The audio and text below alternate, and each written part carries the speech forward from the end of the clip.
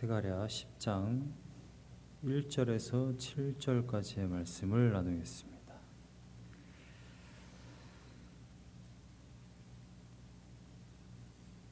다 찾으신 줄로 알고 제가 봉독하겠습니다. 봄비가 올 때에 여호와 곧 구름을 일게 하시는 여호와께 비를 구하라. 무리에게 소낙비를 내려서 밭의 채소를 각 사람에게 주시리라. 드라빔들은 허탄한 것을 말하며 복술자는 진실하지 않은 것을 보고 거짓 꿈을 말한즉 그 위로가 헛됨으로 백성들이 양같이 유리하며 목자가 없으므로 곤고를 당하나니 내가 목자들에게 노를 바라며 내가 순 염소들을 벌하리라. 만군의 여호와가 그 무리 곧 유다 족속을 돌보아 그들을 전쟁의 준마와 같게 하리니 모퉁이 돌이 그에게서 말뚝이 그에게서 싸우는 활이 그에게서 권세 잡은 자가 다 일제히 그에게서 나와서 싸울 때의 용사같이 거리의 진흙 중에 원수를 밟을 것이라. 여호와가 그들과 함께한즉 그들이 싸워 말탄 자들을 부끄럽게 하리라. 내가 유다 족속을 견고하게 하며 요셉 족속을 구원할지라. 내가 그들을 궁일이 여김으로 그들이 돌아오게 하리니 그들은 내가 내버린 일이 없었음 같이 되리라. 나는 그들의 하나님 여호와라. 내가 그들에게 들으리라. 에브라임이 용사 같아서 포도주를 마심같이 마음이 즐거울 것이요 그들의 자손은 보고 기뻐하며 여호와로 말미암아 마음에 즐거워하리라. 아멘. 제가 어렸을 때는 이런 전래동화가 있었어요. 여러분들도 아마 들으셨는지 모르겠습니다만 시대가 달라서 근데 유명하니까 아마 잘 아실 겁니다. 해님과 달님이라고 한 오누이가 있는데 오빠는 해가 됐고 이 동생, 여동생은 달님이 된 이야기입니다. 내용은 이렇게 됩니다. 오누이는 집에 있었는데 그 오빠와 여동생은 집에 있는데 어머니가 시장에 가신 거예요. 이 이야기 다 아시죠? 몰라요? 풀스토리 해야 되나? 이 어머니가 이제 일을 다 마치고 집으로 오는 길인데, 근데 이제 일을 마치고 돌아오는 어머니가 이제 집으로 돌아오는 길에 호랑이가 나타난 겁니다. 그래서 호랑이가 이렇게 얘기한 거죠. 여러분들 잘 아시는 대로 떡 하나만 주면 안 잡아먹지 이렇게 한 거예요. 그래서 어머니가 이렇게 광주리에 떡을 이고 오고 계셨는데 떡을 하나 탁 준 거죠. 목숨을 면했습니다. 산 등성이 하나를 또 넘으니까 그 호랑이가 또 나타난 거죠. 떡 하나만 주면 안 잡아먹지. 근데 마지막에 거의 집에 거의 다 왔는데 이 호랑이가 또 떡을 달라고 하는 거예요. 떡이 없으니까 어떻게 했겠어요? 호랑이가 어머니를 잡아먹은 거죠. 근데 이 호랑이가 이 집까지 온 거예요. 집까지 와가지고 이 오누이를 잡아먹겠다고 어머니 변장을 한 거죠. 결국엔 도망갔어요. 이 오누이가 바깥으로 도망가가지고 나무 위로 올라갔습니다. 그래서 이제 호랑이가 이 오누이를 잡아먹겠다고 쫓아 올라온 거예요. 이 나무로 막 올라오니까 이 오누이가 하늘에 빈 겁니다. 우리를 좀 살려달라고 동아줄을 좀 내려서 우리가 도망가게 해달라고. 그래서 이 튼튼한 동아줄을 잡고 하늘에 올라가서 해님과 달님이 됐다는 그런 이야기입니다. 근데 이제 이러한 추가적인 이야기가 있어요. 이 호랑이도 하늘에 빌었다는 거예요. 동아줄을 내려달라고. 나도 거기 올라가겠다고. 하늘에서 줄을 내려줬는데 줄이 끊어졌어요. 썩은 동아줄이었던 거죠. 여러분 우리나라 말에 그런 말이 있습니다. 라인을 잘 타야 된다. 근데 진정한 진리는 이겁니다. 세상에서는 찾아볼 수가 없는 거예요. 절대 변하지 않는 라인. 내가 저 과장님을 따라가면 내가 승진할 수 있을 것 같아. 내가 이 길을 가면 내가 확실하게 성공할 수 있을 것 같아. 내가 이 회사 주식을 사면 확실하게 성공할 것 같아. 세상엔 그런 게 없다라는 것입니다. 이건 다 썩은 동아줄이에요. 진짜 튼튼한 동아줄은 오직 하나님 뿐이심을 여러분들이 믿으시기를 간절히 소망합니다. 오늘 본문 말씀의 1절을 보니까요, 이렇게 되어 있어요. 사실 본문의 이 1절 말씀이 모든 것을 다 포괄하고 있는데, 봄비가 올 때에 여호와 곧 구름을 일게 하시는 여호와께 비를 구하라, 이렇게 지금 선포하고 있습니다. 오늘 본문 말씀에 지금 1절의 상반절을 보면 제가 주보에도 분명하게 정리를 해놨는데요. 사실 이제 영어 성경이나 또한 이 히브리어 원어는 가장 맨 처음 나온 게 이겁니다. 영어 성경을 한번 보세요. Ask the Lord.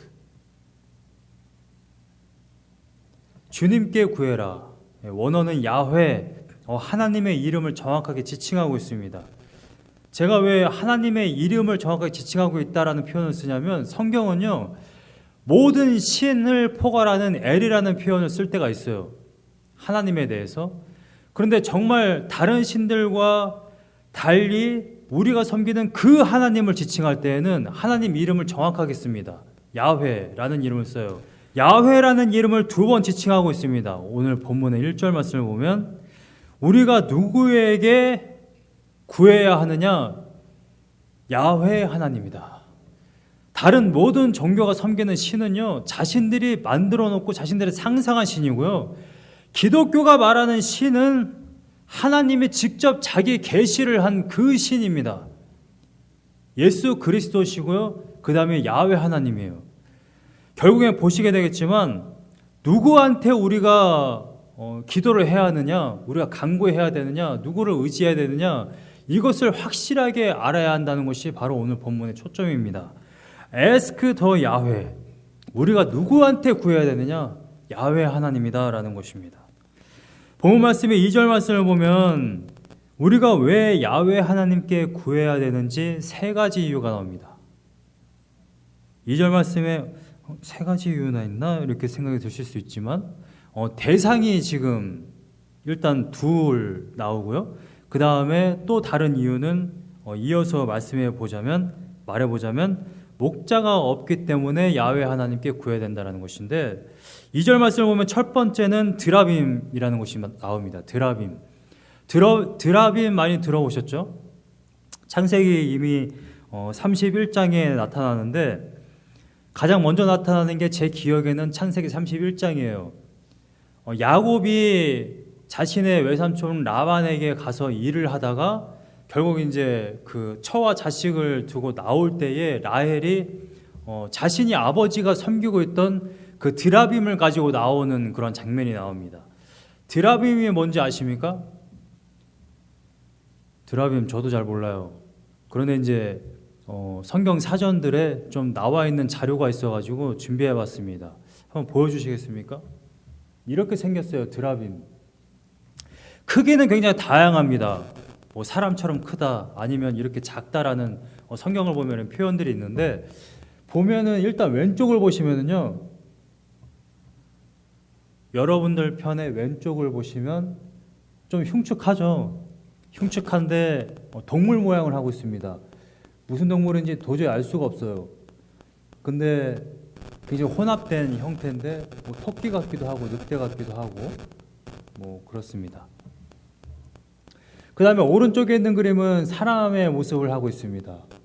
사람의 모습인데 사람 같지는 않은, 이러한 것이 이제 드라빔인데, 드라빔은 정확한 이제 표현을 하자면 가정수호신이에요.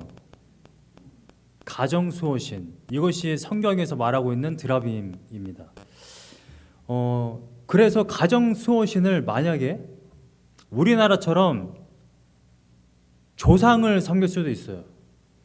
그 다음에 자신들이 만들어 놓은 이미 바벨탑 사건 이후에 창세기 11장 이후에 수메르 지역에 있었던 이 우상들, 굉장히 혼합된 우상들인데 그것들의 한 모습일 수도 있습니다. 드라빔은 딱 뭐 조상신이다, 아니면 뭐 동물이다, 이렇게 정할 수는 없고, 중요한 거는 하나님을 섬기지 않는 사람들이 자신들의 가정을 수호해달라고 섬기는 우상들, 이렇게 이해하시면 되겠습니다. 그래서 드라빔의 본질은 가정 수호신이다, 이렇게 아시면 될 것 같고요. 그 다음에 2절 말씀을 보면 두 번째 복술자가 나옵니다. 복술자. 복술자는 여러분들이 이미 신앙생활 하시면서 많이 들어보신 것처럼 우리가 흔히 이제 무당으로 이렇게 알고 있는데 그것이 맞습니다. 본질적으로 귀신을 섬기면서 귀신에게 어떠한 그런 영감을 받아 사람들에게 어떠한 영향을 끼치는 그러한 사람들을 말할 수 있어요. 뭐 성경에서는 마술사라든지 이렇게 복술자로 나오는데 영어 성경을 보면 좀 독특한 표현이 나옵니다. 디바이너라고 되어 있던 것 같아요. 그래서 디바이디드라고 그러한 언어에서 나온 거죠. 디바이디드라는 것은 여러분들 잘 아시는 대로 나누다라는 것입니다. 그럼 복술자가 뭘 나누는 사람일까요? 동물의 이제 이 사람들이 이제 점을 칠 때에 동물의 그 장기를 꺼내 가지고 장기를 다 조각을 냅니다. 그래서 조각의 모습을 보고 이 점을 치는 거예요.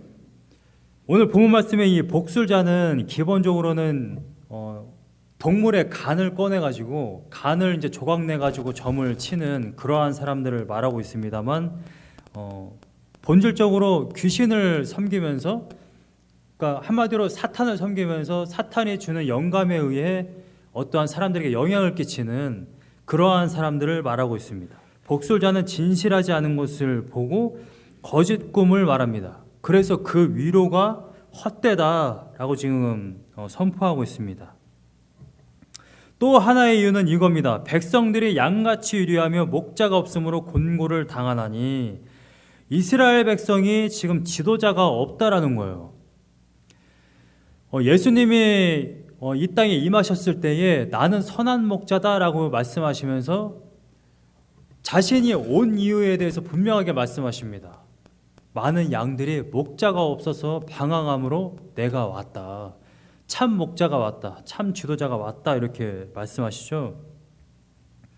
우리가 인생을 살아가는 동안 정말 이 인생이 고단하고 고달픈 이유가 뭐냐면 나의 인생을 제대로 이끌어줄 지도자가 없다라는 거예요.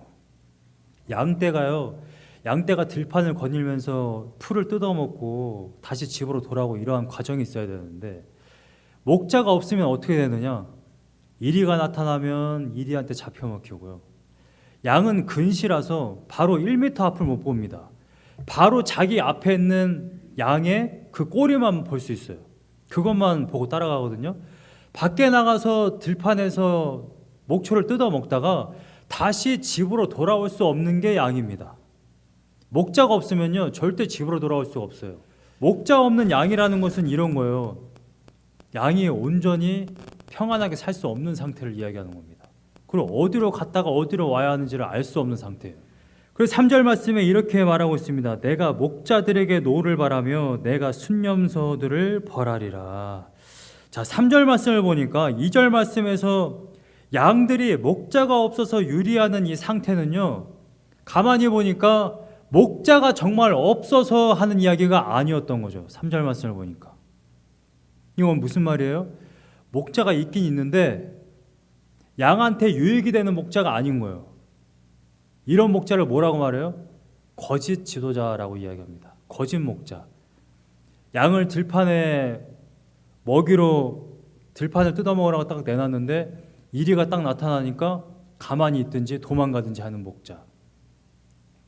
나중에 11장인가 12장을 보면 그렇게 도망가는 목자의 그런 상태에 대해서 나오게 되는데 이러한 목자들 때문에 지금 양들이 유리하고 있다. 그 다음에 양들이 공고를 당하고 있다라는 것입니다. 그러한 상태를 이야기하면서 참 목자가 나타나면 하나님께서 이 거짓 목자들, 그 다음에 이 거짓된 리더들을 벌할 것이다 라는 것을 지금 이야기하고 있는 거죠. 3절 말씀에. 그 다음에 이제 반전되는 이야기가 나옵니다. 이어서 3절의 후반절 말씀을 보면 만군의 여호와가 그 무리 곧 유다 족속을 돌보아 그들을 전쟁의 준마가 되게 하리라 라는 이 표현을 쓰고 있습니다. 근데 이제 재미있는 게 있어요.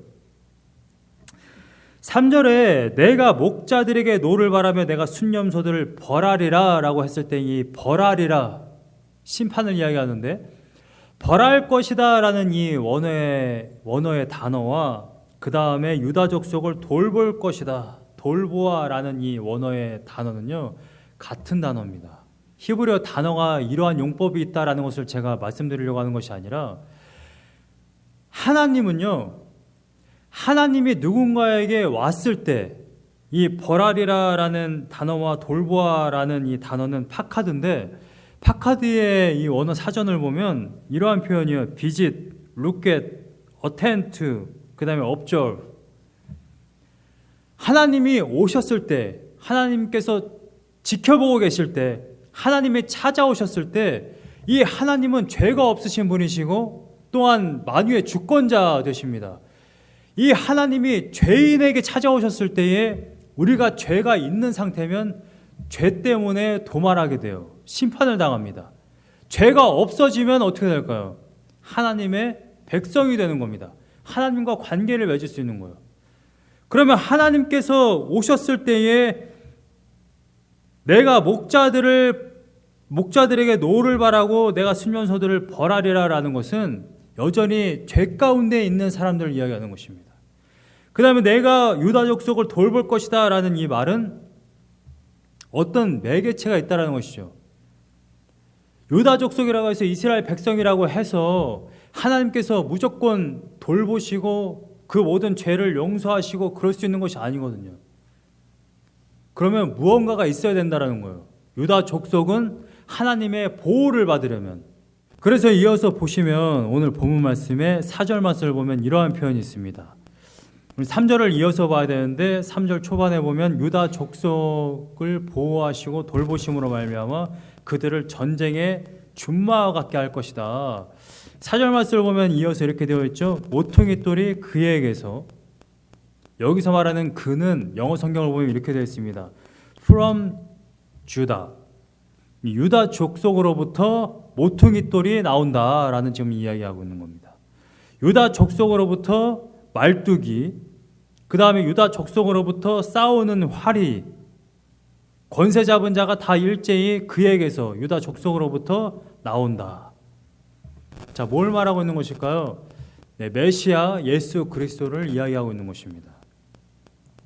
마태복음 21장 42절 말씀, 그 다음에 에베소서 2장 20절 말씀을 보면 예수 그리스도가 바로 모퉁이돌, 코너스톤이 되신다라는 표현을 쓰고 있습니다. 옛날에는 건축을 할 때에 이 코너에 먼저 돌을 놓고 그 돌을 기점으로 해가지고 좌우에 건축물을 쌓아 나갔다고 해요. 그래서 모퉁이돌이 굉장히 중요한 것이죠. 말뚝은 뭡니까? 이 장막을 칠 때에 이 장막을 고정시키는 핀이잖아요. 우리가 텐트를 칠 때에도 먼저 이 핀을 박습니다. 그 다음에 싸우는 활이, 그 다음에 권세 잡은 자가 다 일제히 그에게서 나와서 5절 말씀을 보면 싸울 때에 용사같이 거리에 진흙 중에 원수를 밟을 것이다. 여호와가 그들과 함께한즉 그들이 싸워 말탄 자들을 부끄럽게 하리라. 지금 전쟁의 심상에 나타나고 있습니다. 전쟁 가운데에 가장 힘이 있는 자들, 말탄 자들을 싸워서 이기는데 이 원수들을 너무나도 쉽게 밟을 것이다 라는 표현을 쓰고 있는 거예요.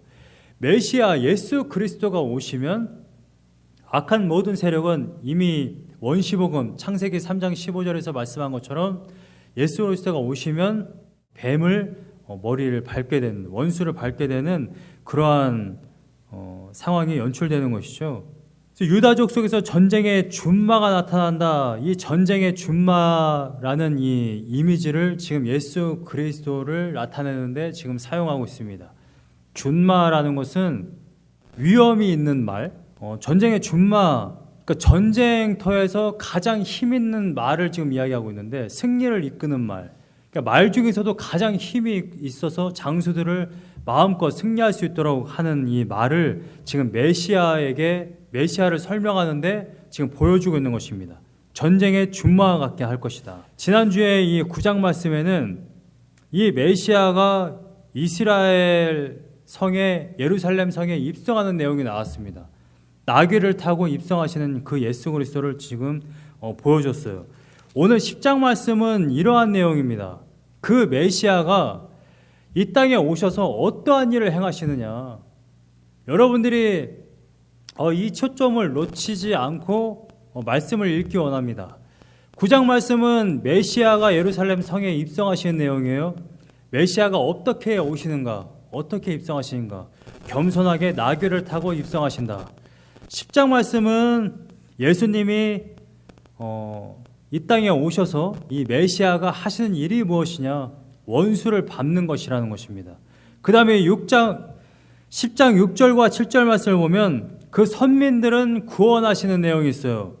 내가 유다 족속을 견고하게 하며 요셉 족속을 구원할지라. 유다 족속은 남유다를 대표하는 겁니다. 유다와 시므온이 밑에 지역에 있었고요. 그 다음에 위쪽 지역은 다른 나머지 10지파가 있었습니다. 그 중에 므낫세와 에브라임 지파가 있었죠. 6절 말씀에 내가 유다 족속을 견고하게 하며 요셉 족속을 구원할지라 라고 이야기할 때에는 북이스라엘과 그 다음에 남유다를 이야기하는 겁니다. 굳이 지칭을 하고 있어요. 내가 그들을 긍휼히 여김으로 그들이 돌아오게 하리니. 지금 바벨론으로 끌려갔으나 끌려갔던 모든 이스라엘 지파가 다시 이 이스라엘 땅으로 돌아오게 될 것이다. 그들은 내가 버린 일이 없었음 같이 될 것이다. 하나님이 그들을 떠났었으나 이제 다시 회복시켰을 때에는 우리가 언제 끌려갔었나? 하나님이 언제 나를 버렸었나? 이러한 것을 기억하지 못할 정도로 하나님이 하나님의 백성들을 구원하실 것이다 라는 것을 이야기하는 것입니다. 나는 그들의 하나님 여호와라. 내가 그들에게 들으리라. 지금 내가 그들에게 들으리라 라는 표현을 지금 왜 하고 있습니까? 네, 1절 말씀을 보세요. 비를 구하라 라고 좀 되어 있잖아요. 여호와께 비를 구하라.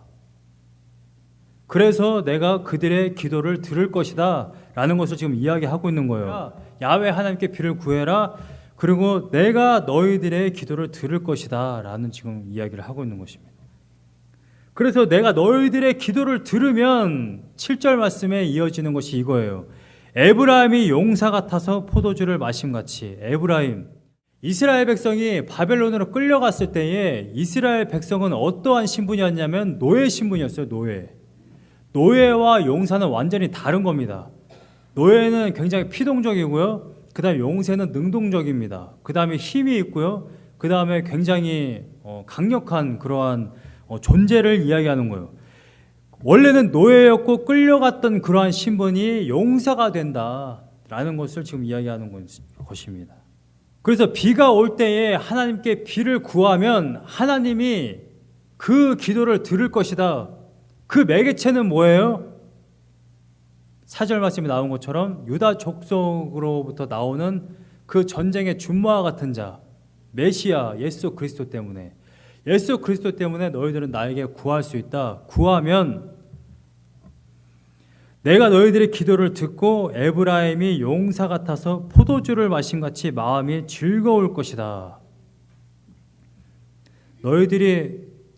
내가 너희들의 기도를 듣고 너희들에게 응답하면 너희들은 이제 부어라 마셔라 하면서 인생이 즐거울 것이다 라는 것이 아니라 포도주를 마심같이 마음이 즐거울 것이다 라고 지금 이야기하고 있어요.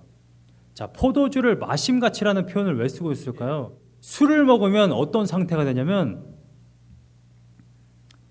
술을 또 안 드셔보셨으면 이게 또 설명하기 힘들긴 한데, 술을 먹어서 취하면 취한 상태를 지금 이야기하는 거예요. 포도주를 마심같이라는 이 표현은요, 우리가 술에 취하면 어떻게 되냐면 몸을 못 가눕니다. 취한 상태를 지금 이야기하는 거예요.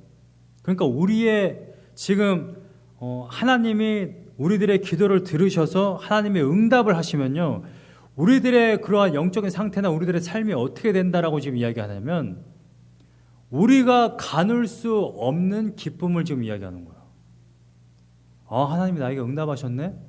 기쁘다. 내가 지금 하나님의 응답하신 기쁨의 정도가 이 정도야 라고 수치할 수가 없는 정도의 기쁨이라는 거예요. 우리가 술에 취하면 몸도 못 가누고요, 이렇게 드라마나 영화 보면 필름이 끊긴 사람들도 있잖아요. 전혀 그거를 기억 못하는, 그러니까 내가 몸과 마음을 전혀 가누지 못하는 상태, 그 정도의 기쁨을 준다라는 것을 지금 시적으로 표현하고 있는 겁니다. 제가 설명을 좀 잘 하고 있습니까? 여러분들이 지금 이 의미를 잘 이해하셨으면 좋겠어요. 단순히 하나님이 우리들의 기도에 응답하셔서 내가 기쁨이 있어, 행복해, 이러한 정도를 이야기하고 있는 것이 아니라는 겁니다. 지금 이 성경은요, 성경의 말씀은요. 그래서 그들의 자손까지 이야기해요. 자, 여러분들이요, 하나님의 그 놀라운 응답으로 말미암아 정말 가눌 수 없는 그러한 기쁨을 여러분들이 누렸어요. 그 모습을 본 자손들이요, 나의 자녀들이 여러분들이 기뻐하는 그 모습을 보고 기뻐하며 여호와로 말미암아 마음에 즐거워하게 된다라는 이 표현을 또 지금 쓰고 있는 거예요. 마무리가 지금 이렇게 되는 겁니다. 자, 여러분, 그러면 이렇게 한번 생각해 보세요. 여러분들의 지금 삶을 살아가고 있는데 여러분들의 자녀가 여러분들의 지금 삶으로 인하여서 여러분들이 지금 신앙생활을 하는 것을 보고 여러분들의 자녀가, 와, 하나님, 요즘 표현으로 대박, 하나님 정말 어마무지하신데, 이러한 표현을 지금 쓰고 있습니까? 아니면 아빠, 엄마, 아니 뭐야, 신앙생활 한다고 하나님 섬겼는데 섬기지 마, 차라리 그거 헌금할 돈 주식에 넣어, 이건 아니지 인생이, 이렇게 말하고 있습니다. 저는 오늘 본문 말씀과 같이 여러분들의 삶이 이렇게 되었으면 좋겠어요. 여러분들이 가눌 수 없는 그러한 기쁨을 누리고요, 여러분들의 자녀도 또한 여러분들 주변 사람들도, 야, 정말 하나님 섬기니까 어떻게 인생이 저렇게 될 수 있나, 정말 하나님 대단하시구나, 정말 대박이시구나, 여러분들의 그 가눌 수 없는 기쁨 때문에 그러한 인생이 다 되시기를 간절히 소망합니다. 오늘 본문 말씀에 1절의 후반절을 보시면요, 이렇게 되어 있죠. 무리에게 소낙비를 내려서 밭의 채소를 각 사람에게 주시리라. 여러분, 오늘 본문 말씀의 핵심은 이거예요. 비가 올 때에 여호와 곧 구름을 일게 하시는 여호와께 비를 구하라. 여러분, 우리가 섬기는 그 야훼 하나님은요, 지금 형용사적인 그런 표현을 쓰고 있어요. 단순히 야훼 하나님께 구해라라고 지금 이야기하고 있지 않고요, 구름을 일게 하시는 여호와께 비를 구해라. 이스라엘 백성들이 왜 바알을 섬겼냐면, 농사를 짓는데 가나안 백성들이 보니까 비의 신, 천둥의 신, 농사를 짓게 하는 그 신이 있더란 말이죠. 바알이라는 신이 있더라는 거예요. 우리가 애굽을 나올 때부터 광야에서 함께하였던 우리 신도 있는데, 야훼 하나님도 있는데, 야훼 하나님 플러스에 가나안 땅에 있는 이 바알 신도 섬기면 일석이조 아니야? 이렇게 생각을 한 거예요. 그래서 평생 동안 대대로 바벨론에 끌려가기 그 직전까지, 아니 지금까지 모든 사람들이요, 야훼 하나님만을 섬기는 것이 아니라 바알도 섬기고요, 드라빔도 섬기고 복술자도 섬기고요, 거짓 선지자들을 끊임없이 섬겼어요. 나에게 유익만 된다고 한다면 야훼 하나님 플러스에 나를 더 부강하게 해줄 이 신이 있지, 더 플러스가 있지, 그럼 내가 섬기겠어, 그렇게 했다라는 거예요. 그런데 성경은 분명하게 이야기합니다. 너희들의 농사를 윤택하게 해줄 신은 야훼 하나님밖에 없다. 구름을 일게 하시는 하나님은 오직 여호와 하나님 한 분뿐이시다. 구름을 일게 하고 비를 일게 하고 썬더스톰, 오늘 본문 말씀에 썬더스톰, 그 다음에 give showers, 소낙비를 내리게 하시는 분은 야훼 하나님밖에 없는데, 많은 사람들이 또한 모든 그리스도인들을 포함해서 항상 착각 속에 빠져 있는 것은 우리가 무의식 중에라도 야훼 하나님 외에도 나의 삶을 윤택하게 해줄 또 다른 것이 있다라고 착각한다는 것입니다. 내가 열심히 살아서 또 다른 잡을 가져서 파워볼, 로또, 여러분, 우리는 단 한 가지예요. 정말로 우리에게 복을 내려주실 분은 야훼 하나님 그분 한 분밖에 없기 때문에, 구름을 일게 하시는 분은 그분 한 분밖에 없기 때문에 그분에게 구해야 된다는 거예요. 정확한 동아줄을 우리가 봐야 한다는 것입니다. 썩은 동아줄이 아니라. 그래서 그분에게 비를 구했을 때에 하나님이 어떻게 하시느냐? 소낙비를 내려서 밭의 채소를 각 사람에게 주시리라. 어떤 사람에게만 주신다는 게 아니에요. 그 다음에 어중뛰게 이야기하지 않습니다. 모든 사람에게 내가 주실 것이다. 줄 것이다. 여기서는 한글 성경에는 밭의 채소라고 되어 있지만 원어 성경을 보면 모든 필드에 있는 모든 목초를 이야기하고 있는 것입니다. 밭에 있는 채소를 포함해서 그 다음에 양들을 먹일 수 있는 그 목초까지도, 여러분 양들을 먹이는 그 목초를 여러분들이 기를 수 있습니까? 기를 수 없어요. 근데 만약에 하나님이 비를 내리지 않는다면 어떻게 되겠습니까? 양들이 다 죽습니다. 제사를 드릴 수 있는 제사물이 없고요. 그 다음 고기를 먹을 수가 없어요. 고기를.